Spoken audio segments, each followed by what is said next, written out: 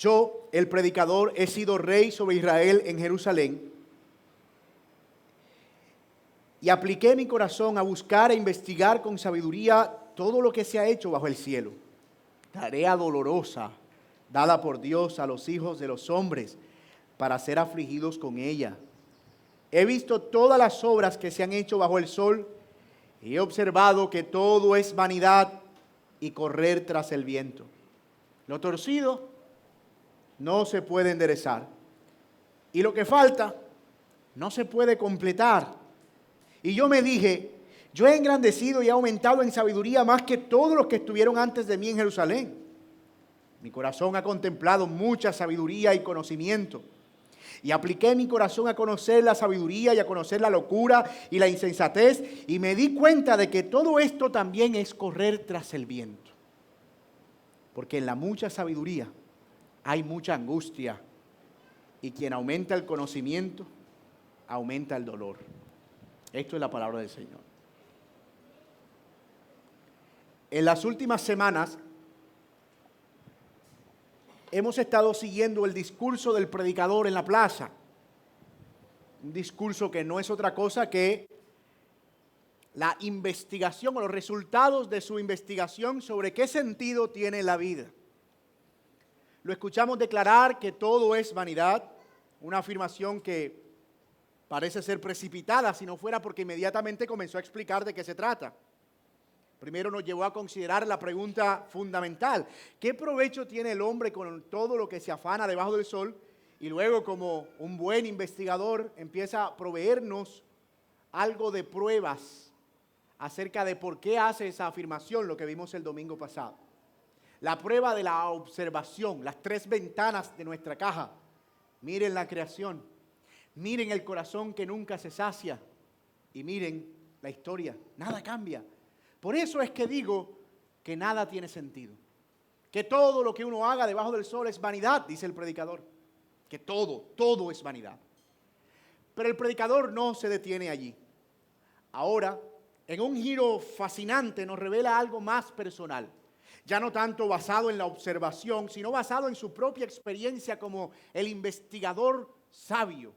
Como alguien que invirtió recursos, no pocos, en averiguar, indagar e investigar, en ir detrás de la sabiduría para ver si de pronto encontraba alguna respuesta a la gran pregunta: ¿qué sentido tiene la vida debajo del sol? Es como si nos dijera: yo no solo he observado como ustedes la vanidad, la he investigado sistemáticamente. Yo lo he hecho desde la posición más privilegiada y cómoda que se pueda tener, como el rey de Israel. Dicho sea de paso, si alguien tenía los medios para hacer esta investigación, era un rey.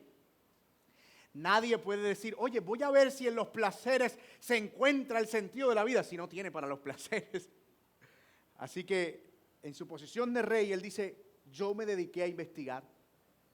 Lo que sigue es quizá uno de los análisis más honestos y desconcertantes sobre la búsqueda de sabiduría.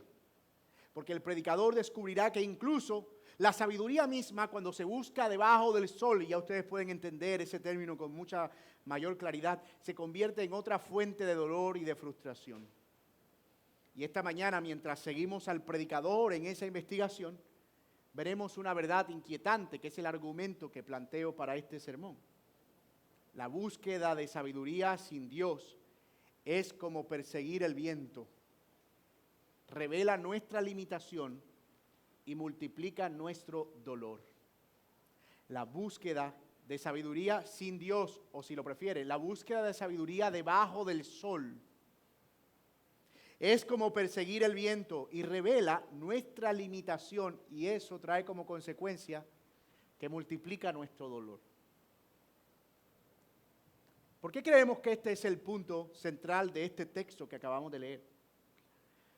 Porque el predicador está exponiendo una paradoja sorprendente debajo del sol. Cuanto más sabio se vuelve uno, más consciente es de lo poco que sabe.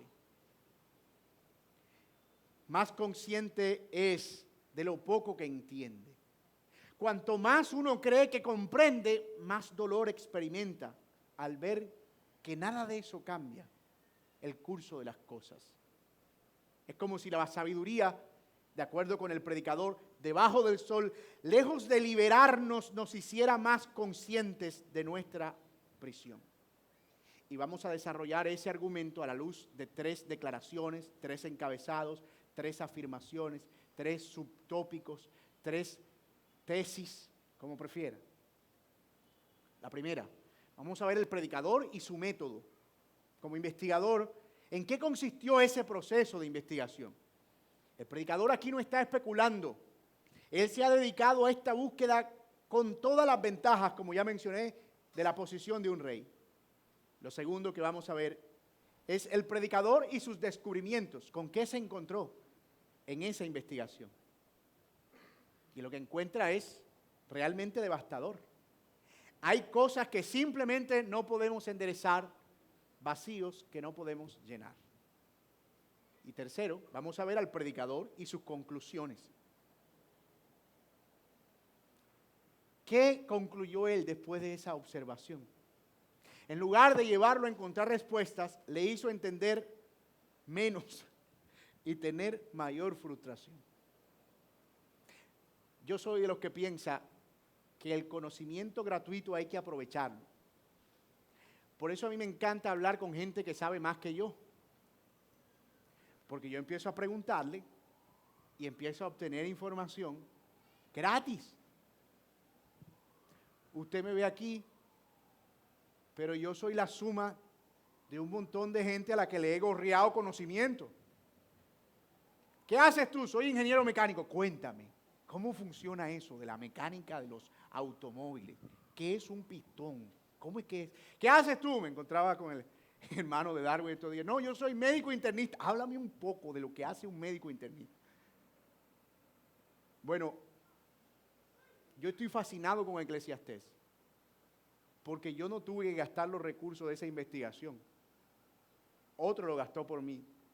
Y yo solo estoy bebiendo los resultados de esa investigación. Eso es lo que vamos a hacer aquí.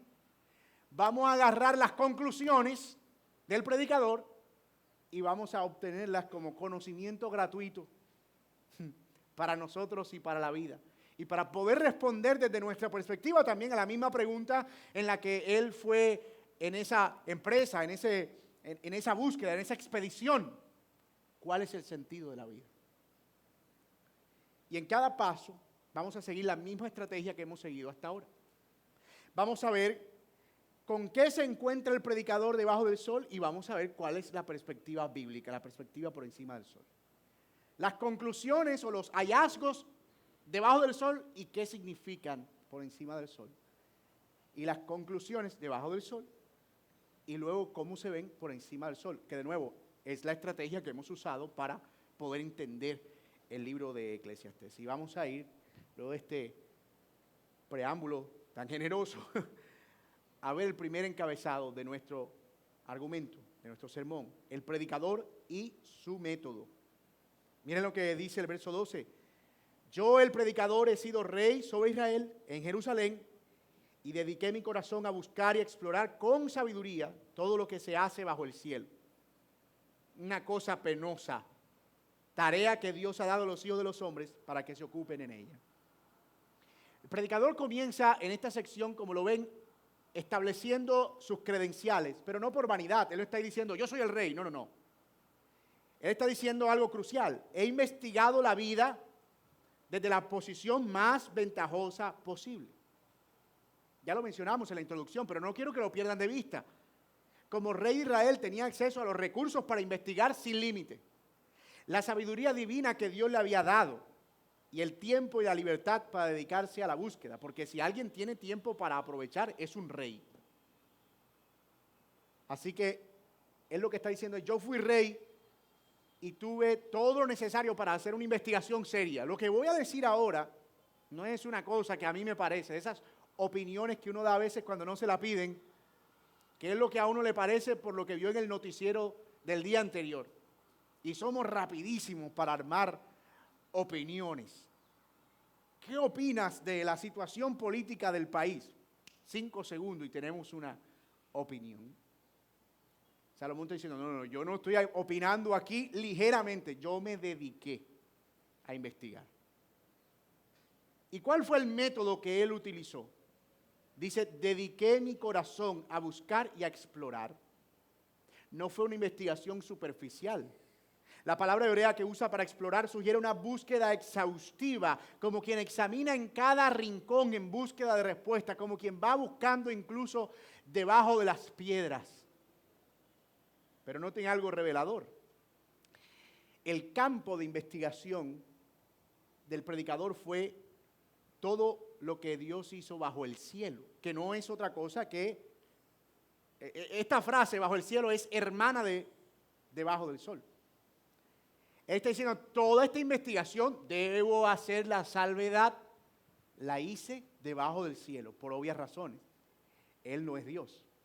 Así que toda la investigación debía hacerlo en el marco de sus propias limitaciones. Las limitaciones naturales y las limitaciones también de su entorno. Esta es la ficha técnica de la investigación, si prefieren. El método, el investigador, los recursos y la muestra. La muestra de la investigación. El resultado de todo eso es desconcertante. Él lo llama una penosa tarea. Dice, yo me dediqué a investigar y qué lío. Qué chicharrón. Qué tarea tan penosa la que Dios le pone en el corazón a los hombres. La palabra en hebreo sugiere que fue algo que le produjo aflicción, algo que desgasta. ¿Por qué? Bueno, porque buscar entendimiento sin referencia a Dios es como tratar de iluminar una habitación oscura con un espejo que solo refleja la oscuridad que ya hay en la habitación. No provee luz por sí mismo.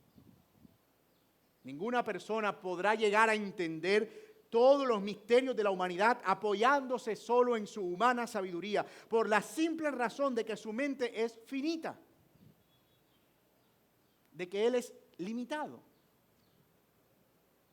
Y no sé si lo has experimentado alguna vez, pero cuando razonamos sobre las cosas infinitas, yo tuve esta crisis, niños, cuando tenía como 10 años, y me enseñaron los números naturales. Bueno, me lo habían enseñado antes, pero yo recuerdo es de los 10 años. Y el profe dijo, los números son infinitos. Y eso para una mente curiosa como la mía fue devastador. ¿Qué es el infinito? No sé si le ha pasado, pero uno se pone a pensar, óyeme, ¿qué habrá más allá del universo?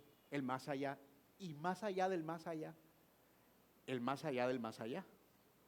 Y sigues, y sigues, y sigues, y sigues, y sigues. Y llega un momento en el que el cerebro te dice, ya, no hay fin. ¿Por qué? Porque es como si le dieras al cerebro un algoritmo que bloquea el sistema. Dice, no estoy preparado para darte una respuesta. No hay algo en nuestro cerebro que pueda concebir la infinitud en una manera explicable. Los que fueron ya al bachillerato y vieron cálculo diferencial y todas estas cosas de la universidad, los primeros semestres, el bendito límite cuando X tiende a infinito. Lo que decía el profesor era, haz de cuenta que es un número que avanza y avanza y avanza sin fin. No te va a dar un número exacto, es una aproximación. Como dividir 10 entre 3. El 3.3333333 y la calculadora dice error. Ya. Porque el infinito, lo eterno, no es algo que cabe en nuestra mente finita. Y cuando tratamos de entender lo eterno con nuestra mente finita, entonces entramos en un conflicto. Entramos en un conflicto. Por más que el hombre avance en su conocimiento y sabiduría, ya lo dijimos, nunca podrá encontrar la respuesta a todos los misterios de la humanidad y especialmente la eternidad. Y ojo, que el hombre ha intentado esto por muchas décadas y siglos y años y siglos de siglos. La torre de Babel de Génesis es exactamente eso. Vamos a construirnos una torre con el único propósito de llegar al cielo y ver qué es lo que hay ahí. Si es que realmente hay tanta sabiduría. Si es que realmente hay tanto, imagínense, si nosotros tenemos curiosidad sobre el espacio, tenemos una estación espacial internacional que está dando vueltas sobre la Tierra, que nos está dando información continuamente. Imagínate esta gente que no tenía ni idea realmente de qué había ahí arriba. Pero antes de ello, Adán y Eva, ¿cuál fue la mentira de la serpiente? ¿Cuál fue la mentira del diablo a Adán y a Eva? Serán como Dios conociendo el bien y el mal. ¡Wow! Serán como Dios. Y la creyeron. Y desde entonces, el hombre vive en una búsqueda insaciable por conocer todos los misterios. El ser humano nace con una curiosidad natural por lo eterno y por aquellas cosas que son de la potestad del Señor. Y le cuesta conformarse con esa realidad. ¿Y el resultado cuál es? Bueno, la frustración y el surgimiento de múltiples caminos o torres que fabrican. Se les cae una y construyen otras, se les cae una y construyen otras, para tratar de llegar a Dios, para tratar de llegar a comprender lo eterno, pero el destino siempre es el mismo, es como un callejón sin salida, el fracaso y la frustración. Porque por muy alta que sea la torre, nunca llegará lo suficientemente arriba. El apóstol Pablo lo pone en estas palabras, 1 Corintios 2:14. Pero el hombre natural no acepta las cosas del Espíritu porque para él son necedad y no las puede entender porque son cosas que se disciernen espiritualmente. Nota esa división que está haciendo Pablo, que no era un escritor cualquiera. Pablo era conocedor de la dualidad platónica y de todas estas filosofías muy presentes en Corinto. Él entendía muy bien el materialismo, entendía muy bien toda esta idea del alma y lo espiritual separado de lo material. Y él está diciendo eso en ese contexto. Ustedes no podrán alcanzar el conocimiento pleno de las cosas basado en la experiencia material. No van a encontrar nada ahí. Hay algo espiritual que tiene que resolver eso. Dentro de la parte inmaterial del hombre hay algo espiritual que es lo que al final nos permite discernir, entender los misterios de Dios. El resultado de esa incapacidad, el resultado de esa búsqueda, como dijimos, es precisamente esa frustración. Una penosa tarea. En contraste con la sabiduría que viene de arriba del sol. La Biblia habla de esa sabiduría. Santiago dice, la sabiduría que viene de lo alto es primeramente pura y después pacífica, amable, condescendiente, llena de misericordia y de buenos frutos, sin vacilación ni hipocresía. Eso es Santiago 3:17. Nota el contraste allí. Mientras la sabiduría que tratamos de buscar en este mundo para entender los misterios de las cosas nos lleva a turbación y preocupación y frustración por no llegar a nada, la sabiduría que viene de Dios trae paz, gozo, misericordia, trae fruto, etcétera, etcétera. Mientras la búsqueda de sabiduría bajo el sol produce aflicción, la sabiduría de lo alto trae paz. Ahora, ¿por qué esa diferencia tan marcada? ¿Qué es lo que hace que la búsqueda de sabiduría debajo del sol sea distinta a la sabiduría que viene de arriba? Bueno, porque la sabiduría que viene de arriba del sol comienza con una verdad fundamental que el mismo predicador estableció en uno de sus tratados, el libro de los Proverbios. Al principio, él dice, el principio de la sabiduría es el temor al Señor. El principio de toda sabiduría es el temor al Señor. Él está diciendo categóricamente, nadie podrá llegar a ser sabio fuera del Señor y a entender los misterios de la vida fuera del Señor. Y no es solo que Dios tenga la sabiduría, es que fuera de su temor, toda búsqueda de entendimiento eventualmente nos lleva a un callejón sin salida. Y Pablo también escribió, ¿dónde está el sabio? ¿Dónde está el escriba? ¿Dónde está el disputador de este siglo o de esta edad? ¿No ha hecho Dios que la sabiduría de este mundo sea necedad? Otra vez el contraste. Pero hay algo más profundo aquí. La verdadera sabiduría también incluye la paz de aceptar que hay cosas que no podemos entender completamente. Esto es importante tenerlo claro. La sabiduría de Dios no significa que yo vengo al Señor y entonces ahora sí puedo entender el número infinito.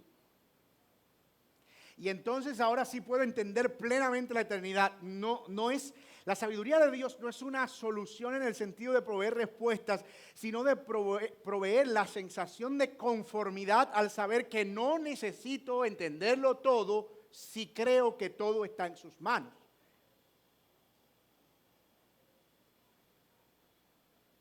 Mire lo que dice Job 26:14. He aquí, estos son los bordes de sus caminos, y qué leve susurro oímos de él. El trueno de su poder, ¿quién podrá comprenderlo? ¿Por qué nosotros solo podemos quedarnos con aquello que en la sabiduría de Dios Él nos permite conocer y conformarnos sabiendo que lo que no conocemos está en su mano? Porque si Él decidiera por alguna razón soberana darnos, vaciar sobre este cuerpo finito, sobre este cascarón viejo y acabado, todo el depósito de su sabiduría, no hay forma. Eso es lo que dice Job. Mira, estoy que me caigo y eso que solo estoy escuchando el susurro de su sabiduría y estoy que tiemblo. Imagínate si escucho el trueno de su conocimiento. Y esa es la rendición a la soberanía de Dios de la que habla Pablo y que nos libera de esa penosa tarea. Yo no sé si usted a veces ha lidiado con esos niños que uno le da y le da y le da y piden y come y quiere un juguete, coge, pero nunca está tranquilo. O sea, uno llega a la conclusión de, óyeme, pero hay algo que a ti te haga estar quieto, muchacho. Porque todo el tiempo están, si no están abajo de la cama, están arriba del techo, si no están arriba del techo, están metidos de cabeza en el baño, si no están en todas partes. Y uno dice, óyeme, pero ¿dónde te apagas?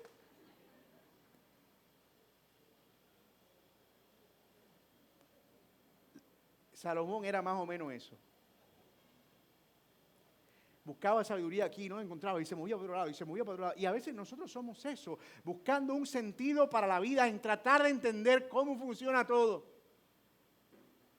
Y tú puedes ver a gente que va desde la nueva era, los movimientos hippie, que no sé qué, que una cosa, la otra, que voy a ir a la meditación trascendental, el yoga, me voy a ir con los monjes tibetanos, me voy a ir para a tomarme yagé a la Sierra Nevada. Y nada.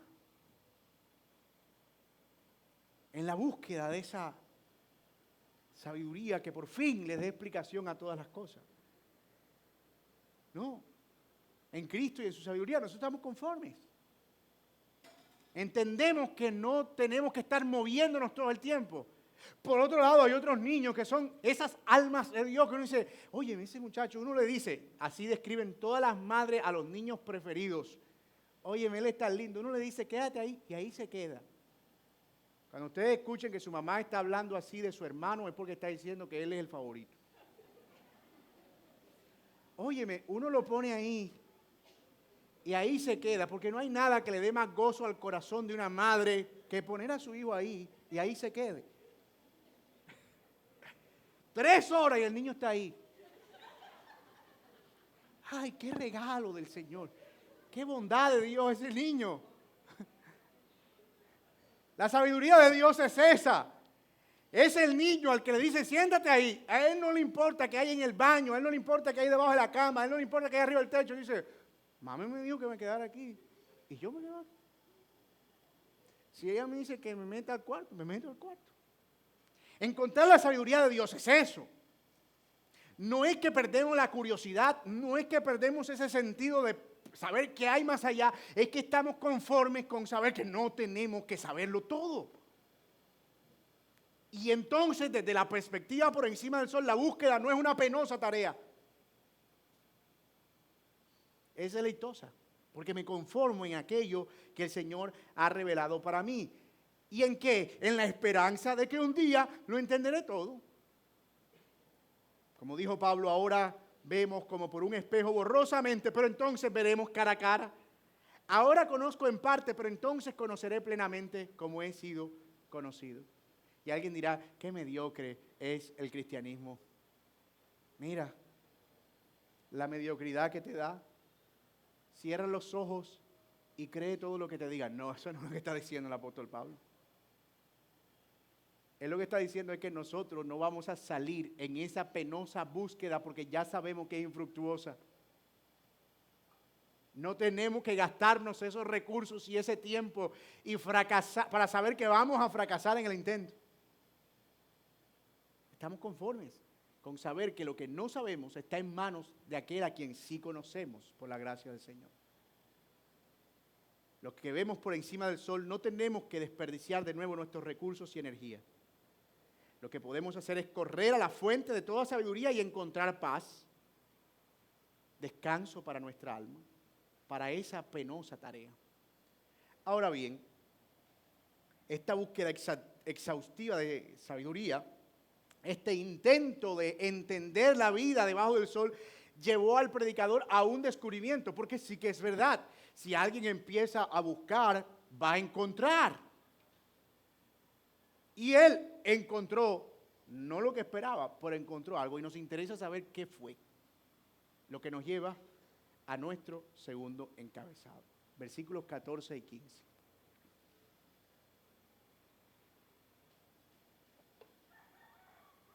Amén. Toda la creación proclama la gloria de Dios.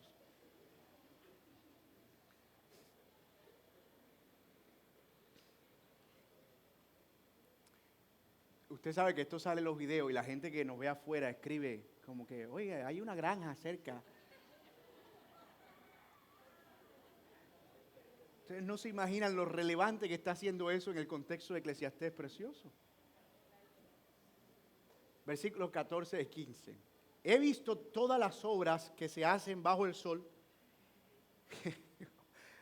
Pobre predicador. Y he visto que todo es vanidad y correr tras el viento. Me encontré en esa búsqueda que lo torcido sigue torcido. Y que lo incompleto sigue incompleto. Mira lo que se encontró el predicador. Devastador, desolador.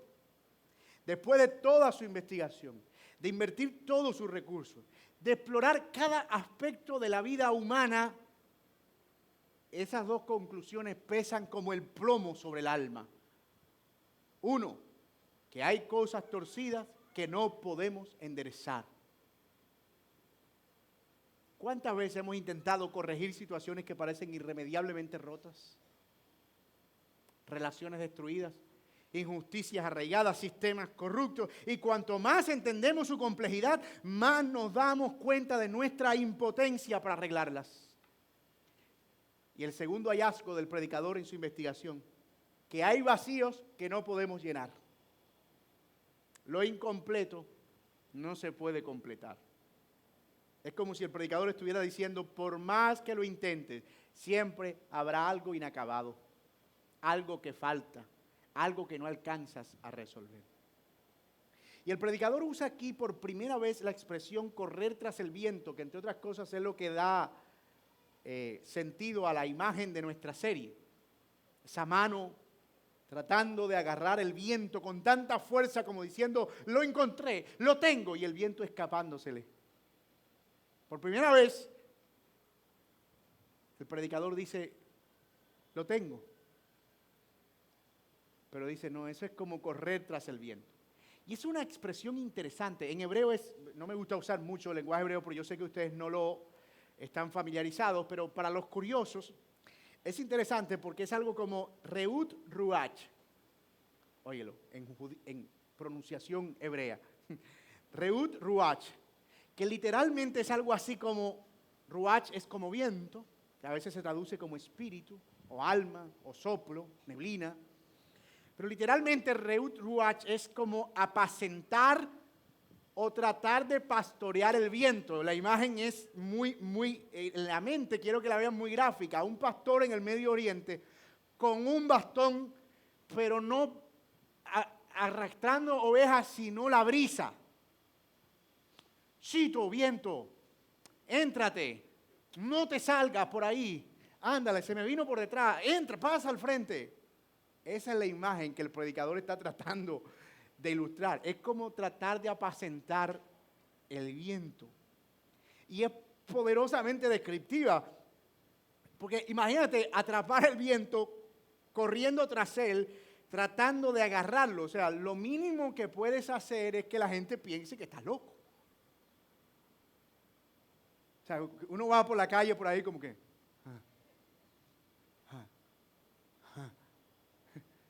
O sea, quien te ve dice, ese muchacho le falta un 16. Está loco. Y la metáfora es brillante. Es brillante. De hecho, es una de esas frases que me llama muchísimo la atención porque no, digamos, es lo que mejor describe la impotencia del predicador. ¿Y saben por qué? Porque da la idea de, no es que nunca encuentra nada, es que él cree que lo encontró y como que cree que lo agarró. Le produce cierta emoción que dice, lo tenía. Y eso describe esa frustración. El viento es incontrolable, puedes sentirlo pero no puedes dirigirlo. Es imposible contenerlo. Cuando crees que lo tienes, se escapa. Si quiere probar esa teoría, hágase un asado en la terraza de su casa. Para algún lado corre el viento. Dicen que corre para el que más hambre tiene. Pero eso es incontrolable. Es imposible contenerlo. Cuando crees que lo tienes, se te escapa. Y el esfuerzo es agotador. Al final, todo el esfuerzo termina siendo inútil. Visto debajo del sol, esa realidad es aplastante. La frustración de alguien que quiere cambiar las cosas y se da cuenta que no, que todo sigue igual.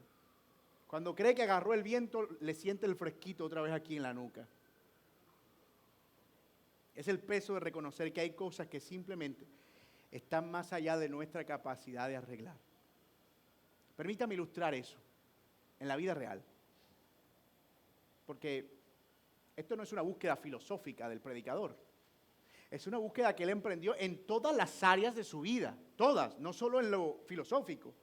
No solo en tratar de entender conceptos. Él dice en todas las áreas. Y de nuevo, voy a ilustrar esto de que lo torcido no podemos enderezarlo con algunos ejemplos. Piensen en un padre o una madre que ha intentado todo por enderezar el camino de su hijo que se desvía. Noches de oración, conversaciones interminables, búsqueda de ayuda profesional, vara y después de vara garrote, y aún así el dolor persiste. Nada cambia. La libertad humana, ese don tan precioso pero terrible, significa que hay cosas que no podemos enderezar nosotros por más que lo creamos. De hecho, llega el momento en el que decimos, mira qué derecho ha sido este árbol que he sembrado, mi hijo tan correcto. Y luego termina siendo más torcido que un cigüeñal. Hablando de ingenieros mecánicos. Una vara de tamarindo, torcido. Consideren a un pastor, para poner un ejemplo más mío, que ve los mismos patrones de pecado surgir en la congregación, que cuando cree que por fin se desarraigó el chisme de la iglesia, le llega un chisme diciéndole que todavía hay chisme.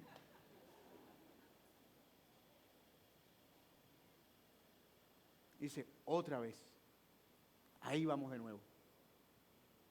Toca empezar. Por más que predique, por más que aconseje, por más que ore, algunas cosas parece que se resisten obstinadamente al cambio. Cosas que uno como pastor llega a decir, que no debería decirle a sus ovejas, pero yo como estoy tan generoso hoy le voy a decir, ¿qué dice uno en el silencio de la frustración? Óyeme, Parece que no oyeran la predicación. Si están escuchando el Evangelio todo el tiempo y predicado y cantado y enseñado, ilustrado, con plastilina, con ojitos, con cositos, con todo, con las mujeres, con los hombres, los secos, los grupos pequeños, las llamadas personales. Pero Dios mío, qué peso me acabo de quitar yo encima. Y tiene uno otra vez, y otra vez, y otra vez, y otra vez. Sí, otra vez, y otra vez, y otra vez. ¿Por qué? Porque hay cosas que parece que se resisten. Quizá eres un esposo o una esposa que está intentando por años sanar su relación fracturada. Has leído libros, has buscado consejería, has ido a conferencias. Has hecho retiros espirituales, ayunos prolongados, intentando cambiar a tu cónyuge. Pero algunas heridas parecen demasiado profundas para ser completamente sanadas, como que nada se llena. ¿Qué sienten? Frustración. Otra vez. Empezar de nuevo. Es como tratar de llenar un balde que tiene abajo un roto de agua. Le echas agua y le echas agua y por ahí sale. O tal vez eres un profesional que ve las injusticias en su campo de trabajo, la educación o en la salud, en el gobierno, y dice: yo soy cristiano y soy íntegro y yo voy a cambiar las cosas, no voy a aceptar un soborno, no voy a aceptar nada. Y te das cuenta que al final termina siendo la burla del grupo. Tienes que torcerte, porque el que no se tuerce no come. Y tú dices: wow, nada cambia. Esa es la frustración del predicador. Él está describiendo ahí claramente. Y ese momento en el que nos damos cuenta de que por más sabiduría que tengamos, por más recursos que empleemos, por más esfuerzo que dediquemos, simplemente está más allá de nuestra capacidad de arreglar. Pero es precisamente el punto de frustración donde la perspectiva eterna o por encima del sol irrumpe con esperanza. Imagínate si tuviéramos que quedarnos con esta realidad. La madre que cría a su hijo, el pastor que pastorea a su iglesia, el profesional o el esposo que está tratando de cambiar a su esposa, o al revés, o el profesional que está tratando de cambiar su entorno de trabajo. Imagínate si lo único que tuviéramos es esta frustración, nada cambia. Sería realmente doloroso, frustrante. Pero visto por encima del sol, hay otra perspectiva. Hay otra forma en la que esto se ve. Otro panorama. Lo que nosotros no podemos enderezar, Dios promete transformarlo e incluso hacerlo de nuevo. Y la prueba de eso es que un día tú y yo estábamos también torcidos y vacíos, y aquí estamos. Un día el Señor le plació enderezar lo torcido en nuestras vidas, o por lo menos comenzar.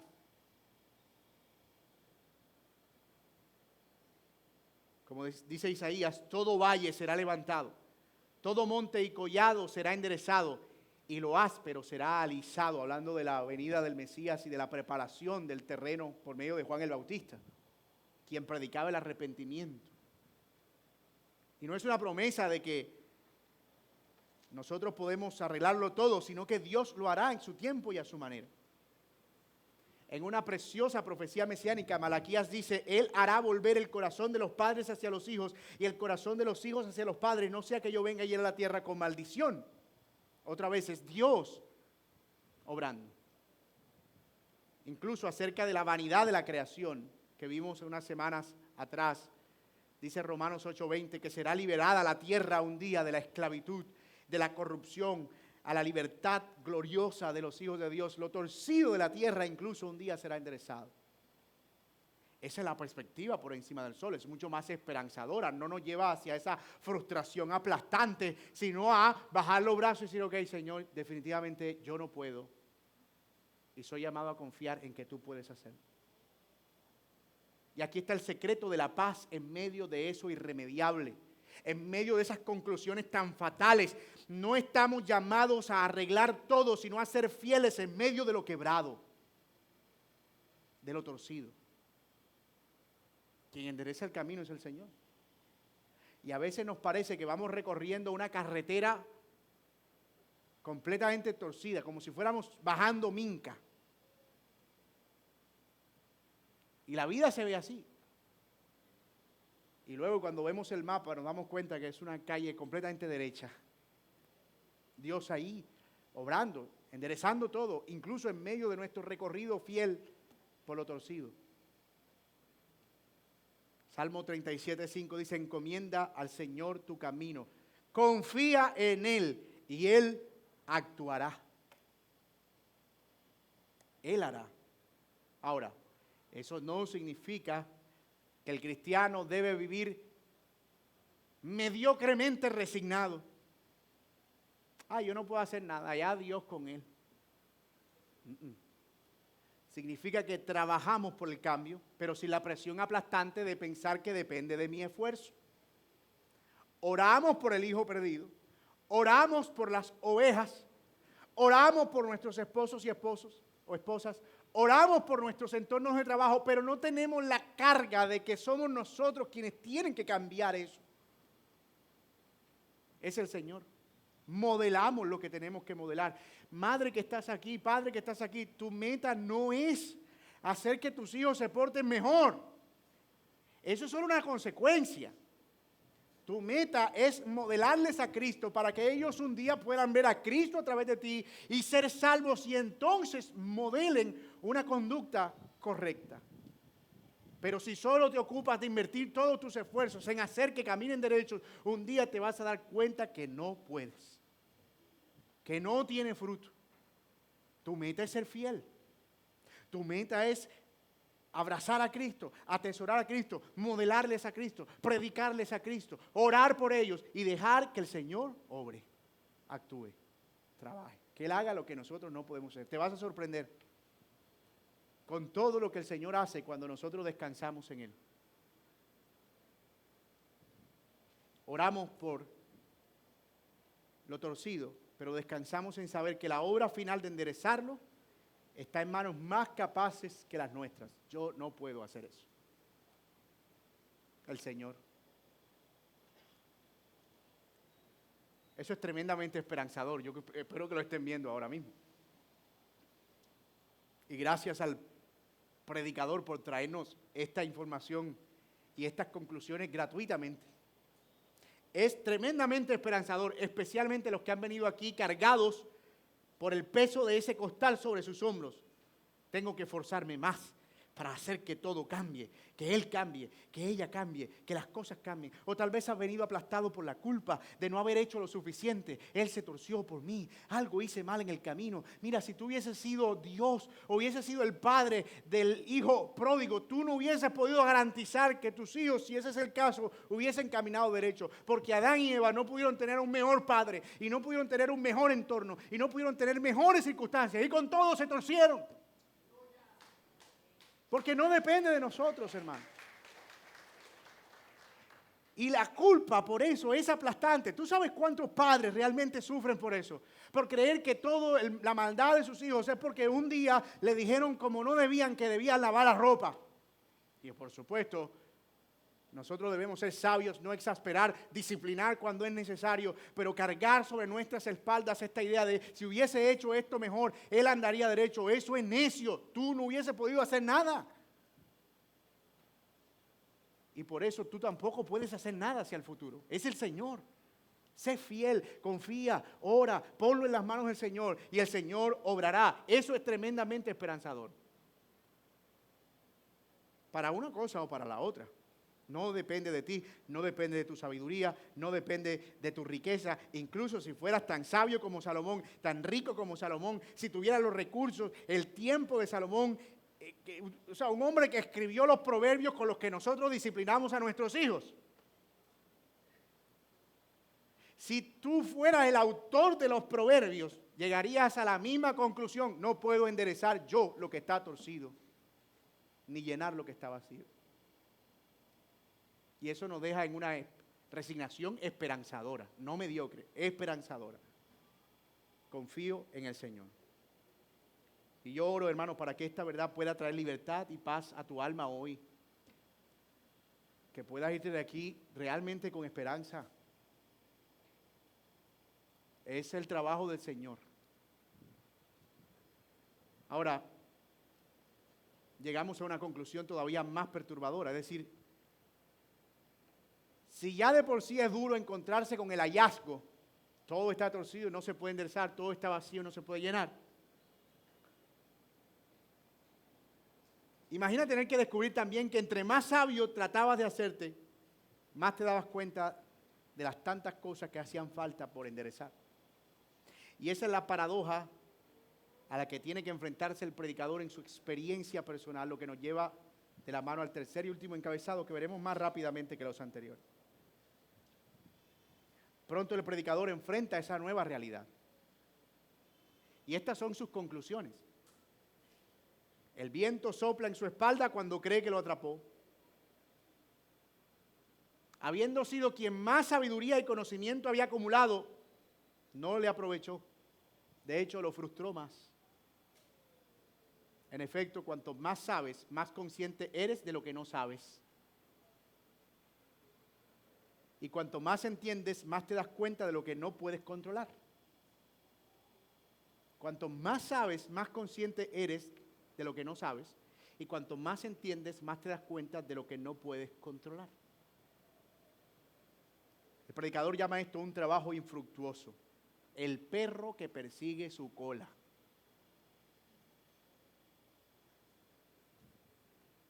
Es como perseguir el viento. ¿Por qué? Porque es una paradoja dolorosa. Cuanto más sabio eres, ya lo dijimos, más consciente de lo mucho que no sabes, lo poco que puedes controlar, la profundidad del quebrantamiento humano, la complejidad de los problemas que no podemos resolver. Es como si la sabiduría fuera una luz que al iluminar más solo revela cuánta oscuridad hay, como los buzos que se han lanzado a explorar en lo profundo del mar. Entre más profundo están, más grande es la presión que sienten y más oscuro es, y más oscuro es, y más oscuro es, y más oscuro es. Hasta el punto que dicen, jáleme, porque aquí no hay nada abajo. En la mucha sabiduría, dice él, hay mucha angustia y quien aumenta el conocimiento aumenta el dolor. Es una conclusión terrible. Es la misma conclusión que aplicaría para el que se hace rico materialmente. En la mucha plata hay angustia. Usted no va a ver un rico tranquilo si no confía en el Señor. Siempre va a estar buscando cómo que no se lo roben, dónde lo guardo, dónde lo invierto, dónde no se devalúa más, cuánto tengo que pagar de impuestos, cómo los evado si es torcido, cómo evado esos impuestos, cuántas fundaciones tengo que crear, dónde puse aquí, cuál es el siguiente negocio. Usted siempre lo ve alcanzado. Porque no se acaba la angustia con tener más. Lo mismo pasa con la sabiduría. El que tiene mucho conocimiento no significa que tiene poca angustia, porque ahora tiene más preguntas. Entre uno más sabe, más preguntas tiene. Y a veces uno llega a esta conclusión, oye, uno cuando niño estaba tan tranquilo, tan relajado, uno no le importaba nada. Y uno empieza a crecer y a todo le empieza a buscar un porqué. Todo. Para todo quiero una explicación. ¿Cuánto quisiera ser como un niño y conformarme solamente con aquello que estoy viendo ahí y ya? Es difícil. Perseguir la sabiduría debajo del sol es como correr tras el viento. Esfuerzo agotador que nunca puede satisfacer completamente. Porque la sabiduría humana por sí sola no puede mostrarnos los problemas, no puede darnos una solución final. Y es aquí donde el Evangelio brilla como esa visión por encima del sol de la sabiduría. Pablo dice en Cristo, otra vez a los de Corinto, que eran personas muy preocupadas por el conocimiento para tratar de entender todos los misterios. Pablo les dice, Dios nos ha sido hecho, Cristo nos ha sido hecho por Dios sabiduría, justificación, santificación y redención. En Cristo no perseguimos el viento de la sabiduría humana, recibimos la sabiduría encarnada de Dios y en Él todos esos misterios se encuentran respuesta. La eternidad encuentra una respuesta. El vacío del alma encuentra una respuesta. lo torcido del corazón encuentra una respuesta. Por lo que mi amigo que estás aquí, si tú has venido experimentando esta angustia y esta ansiedad, este es un llamado para ti.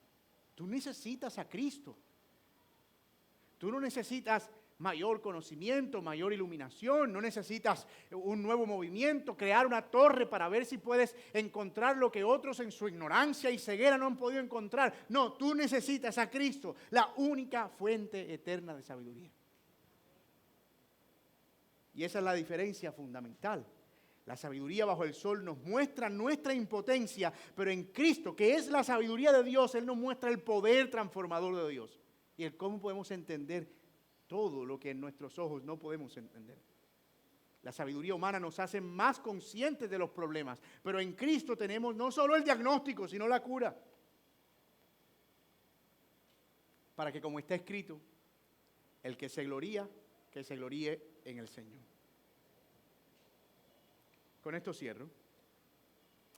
Hemos seguido al predicador aquí en su investigación. Bastante provechoso ha sido seguir los pensamientos del predicador. Y lo hemos visto emplear todos los recursos que él tiene a su disposición, escudriñando cada rincón de la existencia humana, solo para descubrir que la sabiduría misma, cuando se busca fuera de Dios, se convierte en más frustración. Como rey, tenía todo lo necesario para esa búsqueda. Como investigador, fue meticuloso y exhaustivo. Como sabio, superó a todos los que le precedieron. Y aún así, su conclusión fue, esto es como perseguir el viento. Tratar de buscar entender todo debajo del sol sin tener en cuenta a Dios es correr tras el viento. Es infructuoso. Mi amigo, si tú no tienes a Cristo, no sigas perdiendo tu tiempo, tus esfuerzos y tus energías yendo detrás de aquello que no sacia. Acorta ese camino y dedica tus fuerzas a crecer en la sabiduría del Señor, para que entonces puedas encontrar un provecho eterno para todo lo que haces debajo del sol.